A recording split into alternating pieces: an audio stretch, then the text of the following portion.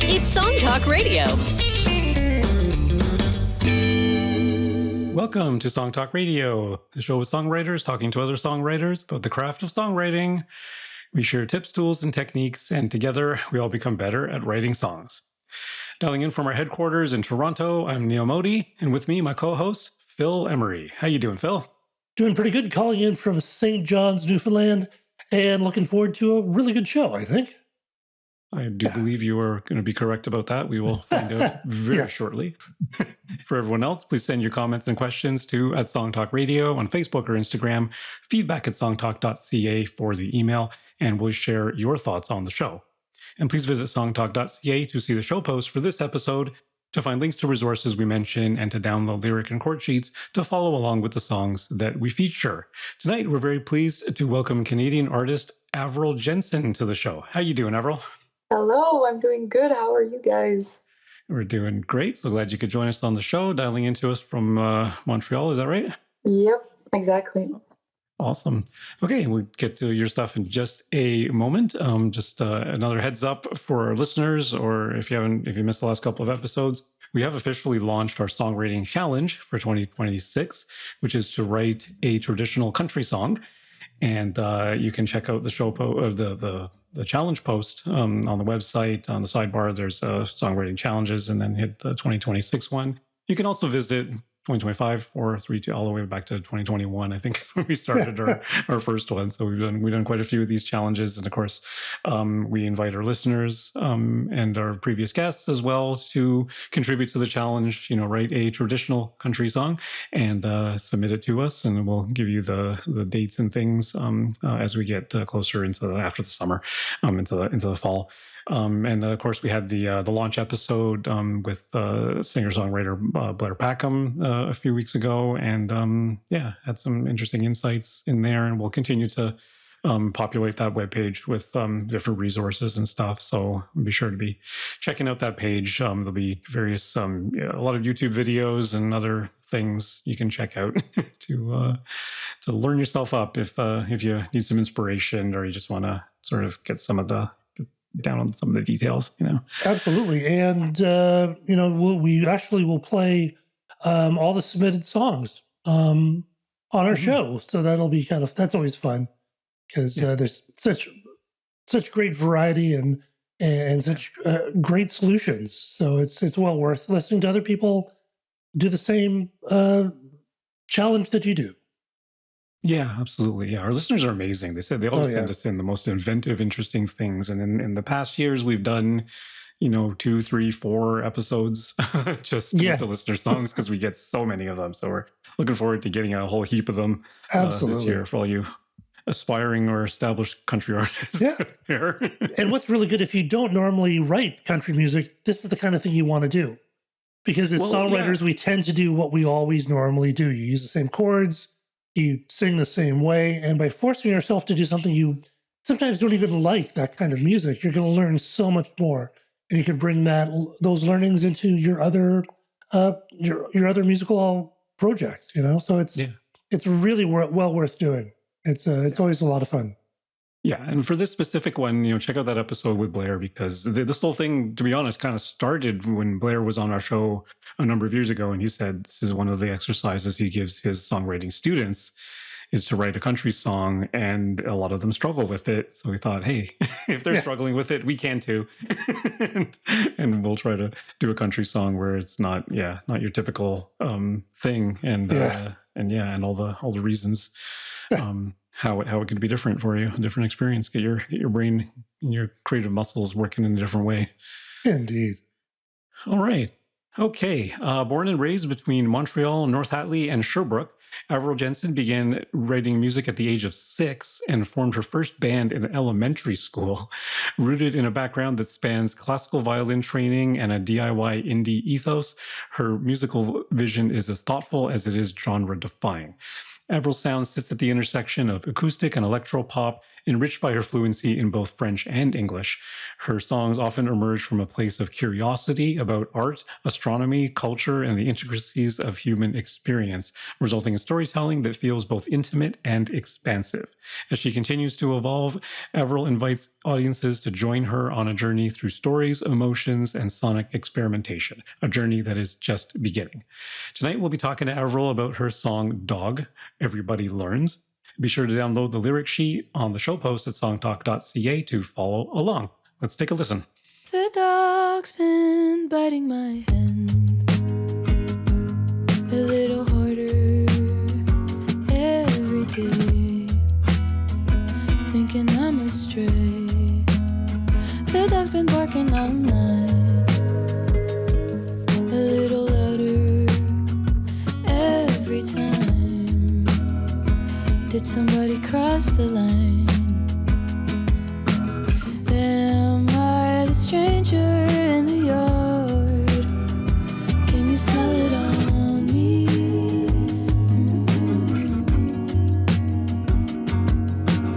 Are you to tear me apart? Everybody learns eventually. The dog's been learning new tricks. Now it tells me how to quit smoking cigarettes. The dog wants me to forget all the things I can't forgive, and it makes me think, am I the stranger in my heart? Can you smell it on me?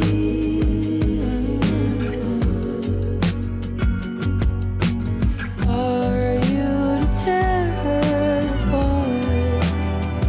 Everybody learns eventually. The dog's been feeling sick. I've been seeing it less and less. Maybe it's for the best. The dog's been laying down near the vet we called from the town, not making a sound. I'm not a stranger in the yard. You could smell it on me.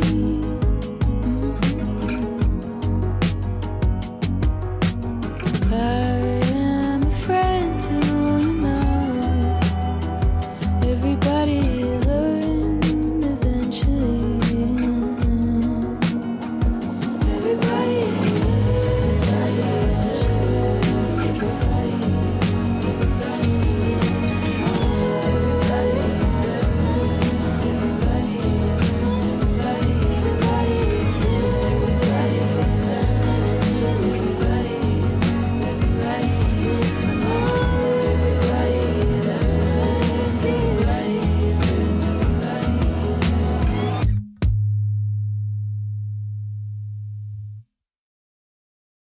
Wow.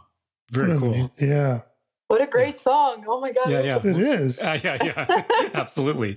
I fully agree. Yeah. There's so many great details in this and so many great Thank you. turns of praise and melodies. And it's just, there's a lot of stuff going on here, but all unified and organic. It's great. I love melodies like this that are they're kind of subtle. You have tonal center changes, but they're like, and you have a chorus, but it's not like a chorus, where you do you go up to like a 5 or a 4 or something, and it's like, this is the chorus. It's like this sort of very slight sort of kind of walking into the chorus, which I think just goes up like a like a third or a tone or something. It's so cool because it's so it's catchy, and even though it's not kind of classical in the terms you have like a verse and a chorus, and it's very clear what the verse is, very clear what the chorus is.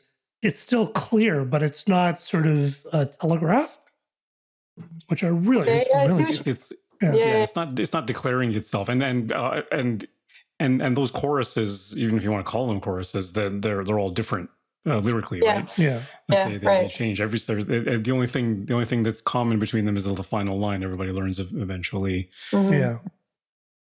Eventually. Even in the last chorus, I say in the last chorus, it's actually everybody learned eventually. So not even that. Yeah. And are you always very particular about that? Like even when you're performing live, it's always learns and learned at the end. Yeah, definitely. So those sort of, I mean, it's clear that those kind of details would be important to you, right? Yeah, I mean, especially for this song, I feel like you said, the production is really about this song was really clearly a story, the way I wrote it, and so it was really important for me that the whole production also follows this kind of build up kind of storytelling through music. And so definitely I think the chorus and the verses were built that way, it's you get I wanted it to be nuanced. You feel like you walk and then you get into a forest, and so the music changes, and then you get to the sea. So it's I really wanted the structure musically to be illustrated by the different intensities throughout the song, I think. So yeah, because the verses really move through this narrative, right? Like it's verse 1, verse 2, verse 3. They're very, very different, and it does take you along this thing. I'm curious what the dog is a metaphor for, if it's a metaphor. Anyway. Yeah, but actually it started as not a metaphor. Basically, I went to Brazil. My grandpa is in Brazil, and we went to his cottage, and he has 2 guard dogs there, big German shepherds, I think they're called in English. And so one of them is really kind of old, and he knows how to do his job. He's a good dog. And there's a younger one called Aria, and she's 1 year old, I think, or something. And so she's kind of reckless, and she actually just kept biting my hand as a playful thing.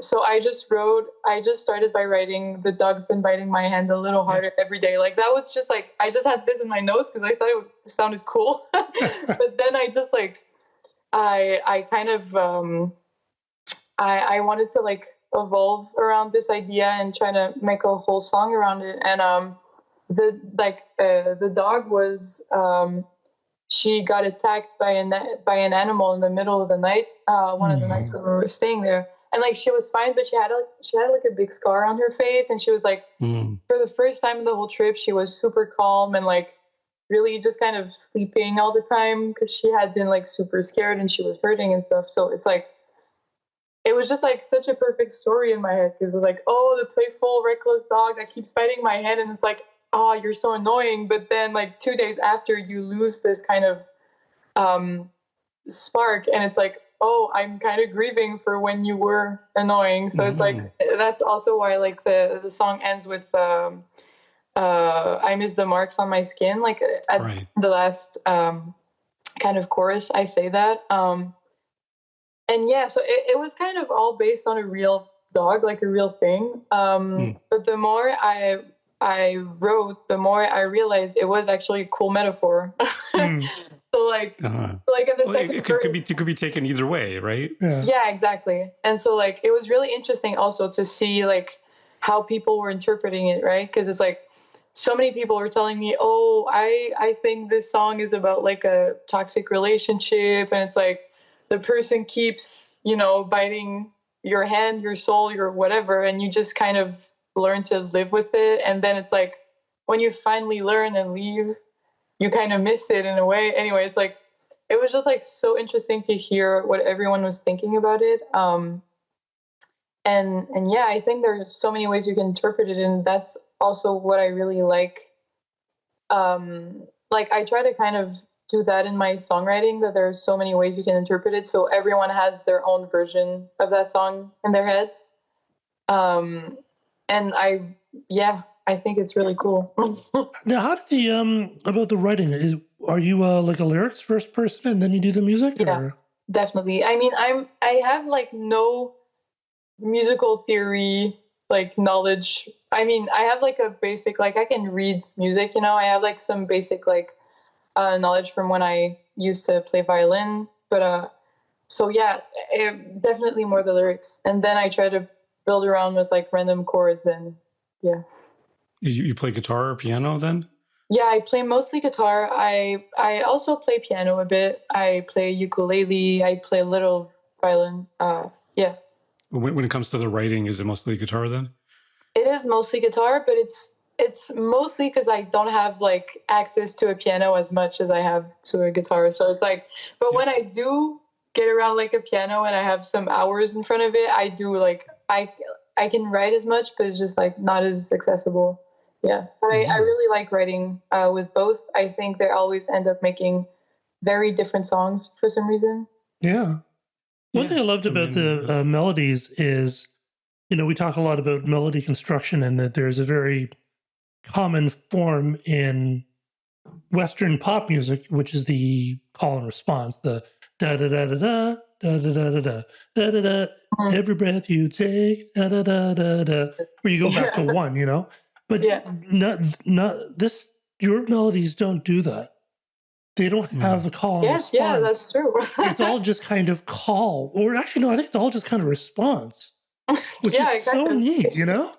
And I love stuff like that. It's now I know you're from you're Montreal, and it did sort of remind me a little bit of a band I used to love because again they were so not just another Western pop band. I think they're from Montreal. The Box back in the back in the 80s. The Box. Yeah, they were an 80s band. Yeah. Oh, I don't know what that is. Oh, yeah, they were great. Yeah. They were a crossover into the English market, but they sang sometimes the same song. They were singing English and French both. Oh, that's cool. Yeah. They had the same sort of melodies and the same sort of approach. And I kind of wonder if there's something like a cultural, you know, maybe these are the songs you listen to as a kid or something. It's maybe interesting. That's a good question. I don't know. I think for me, it kind of comes from trying kind of way too hard all the time when it comes down to melodies. So I just always end up like, I don't know, trying honestly way too hard. Like sometimes I'm like, why am I complicating this like so much? It doesn't have to be complicated. But then I end up with Dog and I'm like, okay, yeah, it was worth it. But like, I wish I could like, it's actually been kind of because I'm writing my next album right now. I'm kind of like in a writing phase, and like it's been a challenge for me to really try to like make a melody that I'm not trying too hard to make like more complicated than it needs to be. It's been I kind of really dig that your melodies. I wouldn't even call them hard necessarily. I don't know how much effort they took, but how complicated they are. They're not too complicated. You know what I mean? Right. It's like they're complicated enough to be unique, but not like, oh, that was weird. It's not weird at all. But I wonder. I wonder if some of that has to do with you growing up on classical violin. Because classical violin, you can sort of like some of these moves, like you can do sort of runs vocally, right? That sort of, I mean, I don't want to say they sound like a violin, but it's the sort of moves. I'll be honest, a lot of contemporary pop music tends to be within like 2 or 3 notes. Your melodies go up and down. It has a wider range, right? Which is kind of nice and refreshing to hear, right? Yeah, I think you know what. Actually, I think it mostly. So, I mean, first of all, I'm not saying like my melodies are like super complicated and complex. Like that was not like I don't have that. Like I don't think that of myself. But it's just like I'm sometimes I wish I could just like stick with my first idea, I guess, because sometimes I think it's like good enough, like, and it serves the song for it to kind of be more simple, But yeah, anyway, so what was I going to say? Yeah, I think that starting with the songwriting actually makes it kind of more intuitive in a way to make melodies that go on more different, like larger number of notes, if that makes sense. Because like I just write things that I think are cool sentences. So it's like, since the sentences aren't written to have a rhythm, like, you know, it's like when I try to put a melody over it, it gets like more, like it has a lot more of variety, I guess, in the notes, because it's like the sentence doesn't really make a lot of sense rhythmically. So it's like, how do I make it fit with a melody, you know? Does that make sense? Right. Yeah. So that's always a trick, isn't it? So you're not a slave to like this rhythm, the number of beats or the number of syllables in a line. So it kind of allows you to be maybe a little bit more free in the melody, because you're not hitting those strong beats on like every second beat, or you know what a very strict rhythm would do. Yeah, well, I guess like when I first write the thing, I'm like, okay, this sentence is cool, so I'm gonna build around that. And then when I actually put a melody over it and I keep writing, my writing is gonna like, I'm gonna try to make the writing fit more the melody I found. But like the first sentences and the first like draft I make is always not like based on any melody or any beat. So it's like, I feel like that's what makes it like, that's what makes my melodies sometimes go a little more like around, because it's like I'm trying to make the lyrics fit into a melody, basically, pretty much. But you've got this, but you've got enough consistency. I think like the verses are very different melodically as well, but like a little harder every day. And then the second line of the second verse is, now it tells me how to quit. Like if you count the syllables and look at the way the cadence falls on those lines, they're a little bit different, but enough of those melodies are the same when you sing them, right? So I think it's a great balance. I actually got this feedback on a song at our songwriters meetup last month, that my melodies were not identical verse to verse. I'm like, yeah, that was on purpose, because I wanted, because you want to express those particular words. Yeah. And sometimes you give the trump card to melody, and sometimes you give the trump card to the lyrics. But if enough of it is the same, then you can get away with playing around a little bit here and there. They don't have to be perfectly identical. And you know, actually, this kind of makes me think.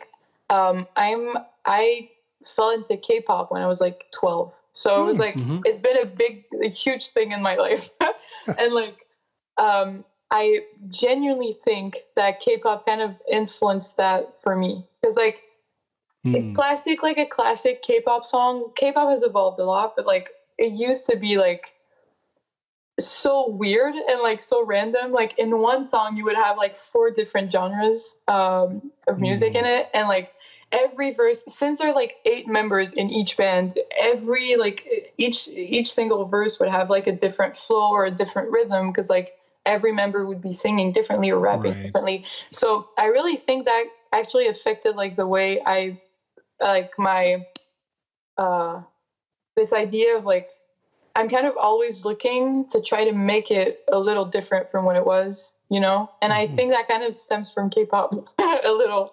Sure. Cool. Yeah. Wherever it comes from. I mean, it's to me, it's an interesting thing, only because lately I've been trying more to break out of identical, doing everything exactly the same way every single time, which is what I used to do, you know, because I grew up on mostly on pop and rock music, where by and large everything is exactly the same. If you write one verse and you notice the cadence of the line and where the syllables stresses fall, you try and write the second verse and the same line exactly with the same stresses and the same and the same number of syllables, you know.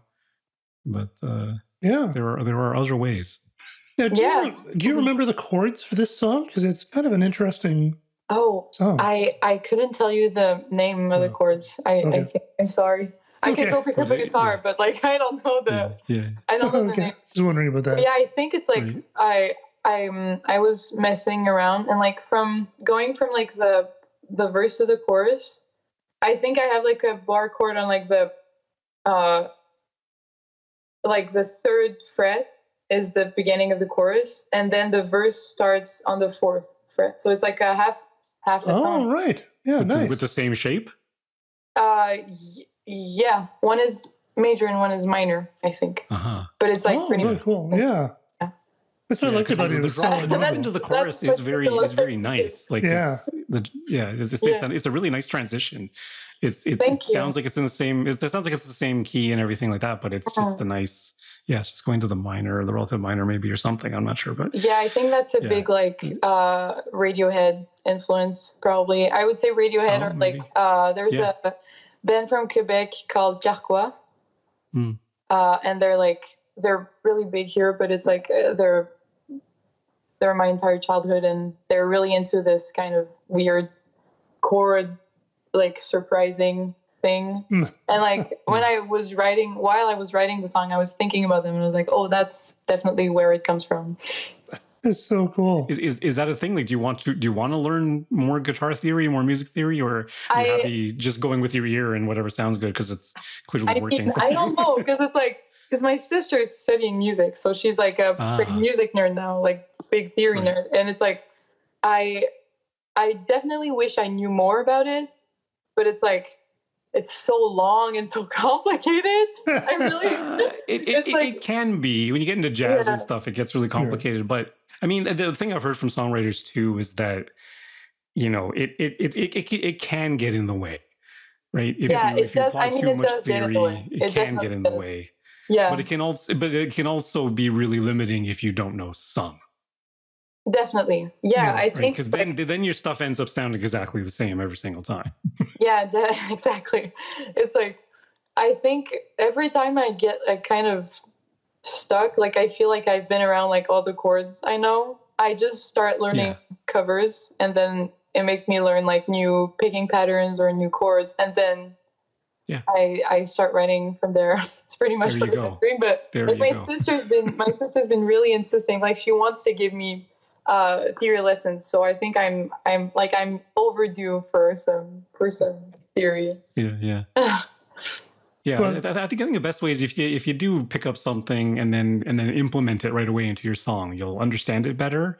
But you'll also make it work for you. You know what I mean? Like, because theory by itself is kind of floating out there, and it's like, okay, big deal. Doesn't matter. Doesn't mean anything to me unless I can use it in my song. I think like if you want to learn theory, it does help to actually start writing some songs so that when you have the theory has a bit of relations as opposed to this abstract thing of notes. You're just kind of going, okay.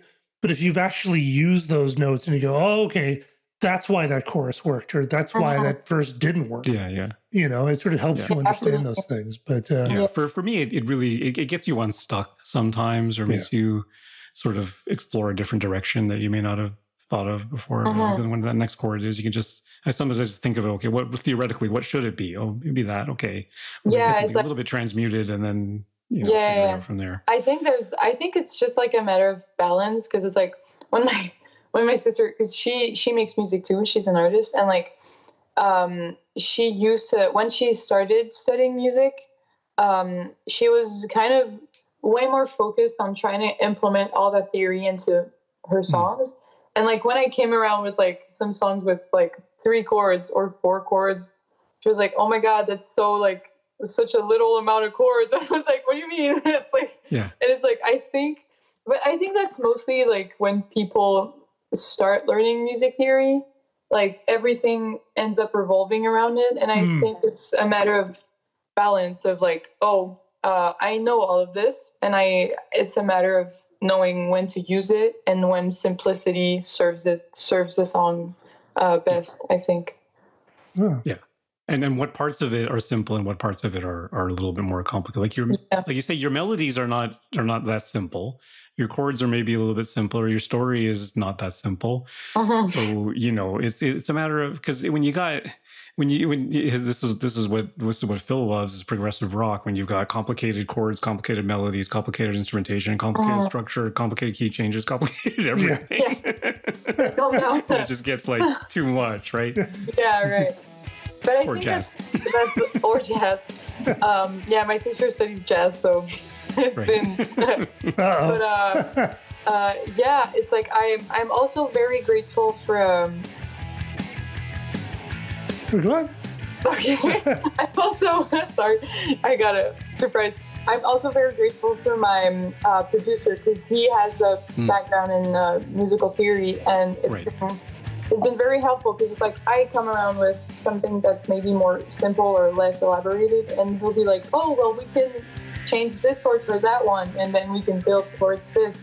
And so it's like a really, really nice pairing. Yeah. Very helpful. Yeah. That's what a good producer will do, is sort of ease into the edges and sort of round things off and make things a little bit more interesting, right? Yeah. That's always a sign of a good producer. Yeah. What a great tune, though. That's a great tune. Great stuff. Okay, I'm hearing the band. I think it's all the time we have on Song Talk Radio today. Special thanks to Avril Jensen. And where can our listeners find out more about you and hear some more music? Absolutely. Yes, thank you so much for having me. Yeah, where can our listeners find out some more of hear some more songs of yours? Oh, they can go on Instagram at Avril Jensen. They can go on YouTube. They can go on every platform. I'm over there. And yeah, thank you so much for going to listen if you do. Very nice. Awesome. We'll definitely link to your stuff from the show post on songtalk.ca. We want to hear from you too, so please send us your comments. Facebook or Instagram to @SongTalkRadio, or send us an email, feedback@songtalk.ca. Be sure to check out our YouTube channel for live performance videos and full episodes, and subscribe today to the Song Talk Radio podcast on your favorite podcast provider. And please support us at our Patreon page. You can visit songtalk.ca/support. Thank you to everyone who supported us so far. And please join us at our next monthly Song Talk meetup, whether you're in Toronto for our in-person meetups or anywhere in the world for our online meetups. It's free to join on Eventbrite and free to attend the meetup. Bring a song and a lyric sheet and get constructive feedback from other songwriters. Visit songtalk.ca/meetup to register. You can follow me at neilmodi.com. You can follow Phil. PhilEmery.ca. And Avril, what's your favorite social media? Where do you post the most? Is it Instagram? Yeah, it's Instagram, definitely. All right, be sure to follow Avery on Instagram. And be sure to stop by the website, songtalk.ca, to browse past shows and find out how you can be a guest. Thanks for tuning in, and keep on writing. Keep on writing. I forgot to do that for some reason. Sync it up in post. Yeah.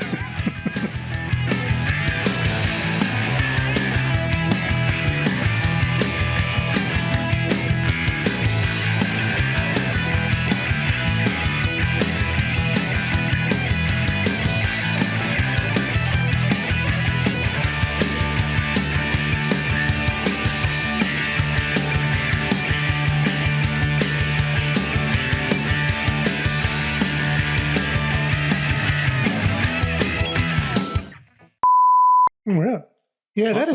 that is such a neat tune. Yeah, it's a really good song. I really like it. Thank you so much. Yeah, I love that stuff. It's just subtle and interesting, and then Thank you. I mean, it's definitely the song I'm the most proud of, I think, that I released so far. Oh, yeah, I'm very, very proud of it. What do you is this your first EP or first album, or I released it's like a standalone single thing. okay. Might be on my next album. I'm not sure yet, because it's like I love it so much I want to put it in there, but it's like if my album comes out in 2 years, I don't know if it's relevant, but we'll see. But that's okay. Artists always do that, but you have to forget, or you have to remember that it may be an old song to you, but it's a brand new song to everybody else. Yeah, So go, oh, it's 2 years old, but to everyone else going, wow, what a great new song. That is true. That is true. I will keep that in mind. Are you getting this to like all the college radio stations and all that? Yeah, I have for Canada and the US. We're trying to get it in there. Yeah, that's great. Nice. Yeah, that's good stuff. Cool. Yeah. Well, it takes a little while for us to edit it and post it, but when we do, we will send you an email, and if you could share it amongst your folks, that would be great. Yeah, absolutely. For sure. Awesome. Tell your friends. Yeah. I will. All right. Cool. All right. Thanks for coming on, Avril. Thanks so much. Thanks so much for having me.